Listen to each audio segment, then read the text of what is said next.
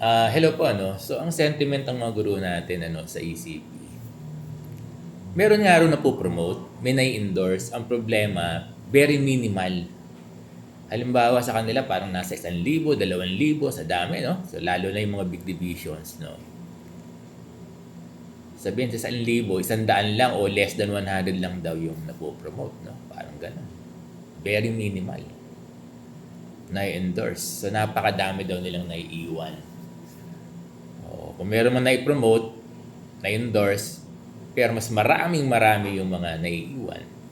Alam nyo, hindi nyo po pwedeng pressurein, hindi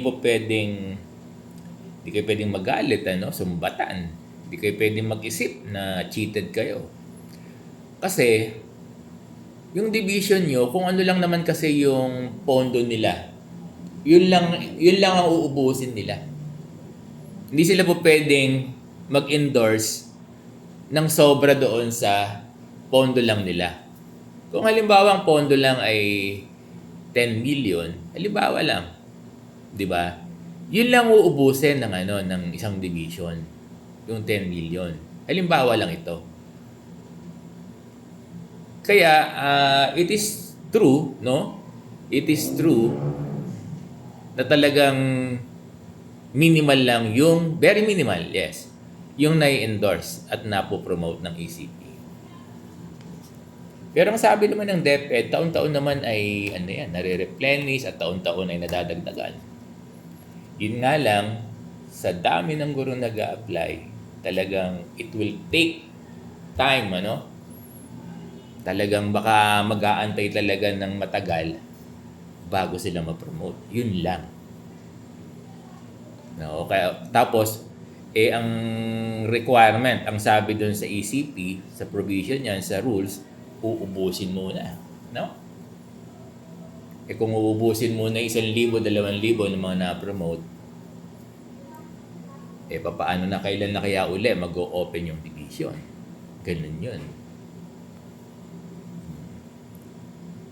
So maganda ito na ipapahayag natin. Mas maganda rito na monitor sana ng ating DepEd para na-validate yung ganitong report, no? Na-validate yung ganitong report na talagang napakadami nang nag-qualify pero very minimal lang yung na-endorse. Kasi nga, kukunti lang daw, limitado lang daw yung budget, sabi ng division, na perhaps true. Oo, kasi uubusin nila yun. Kailangan namang magsinungaling yung mga division. And that is true, no? Na talagang pinupunan lang nila kung ano yung budget. At hindi dapat sila sumobra. Kasi nakabasa ako na isang region, sumobra sila ng endorsement doon sa actual na budget lang nila for ECP ng isang region, sumobra sila. Kaya lang, ang kagandahan yan, kahit minimal, pa isa-100, 10, yun yan, di ba? 200. Well, at least may napopromote. Kung 2,000 yan, tapos kada taon 200 lang, o papaano na, no? Yun ang malungkot nga lang dito sa ECP.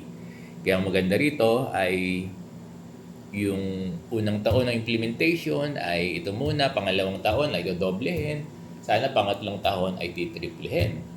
Di ba? Tapos yung susunod 4 na taon na kasi padami yung mga nag-a-apply Kasi kung hindi ganoon ang gagawin ng ating government, ng DepEd, ang mangyayari niyan, minimal lang ang ma-promote nila, no?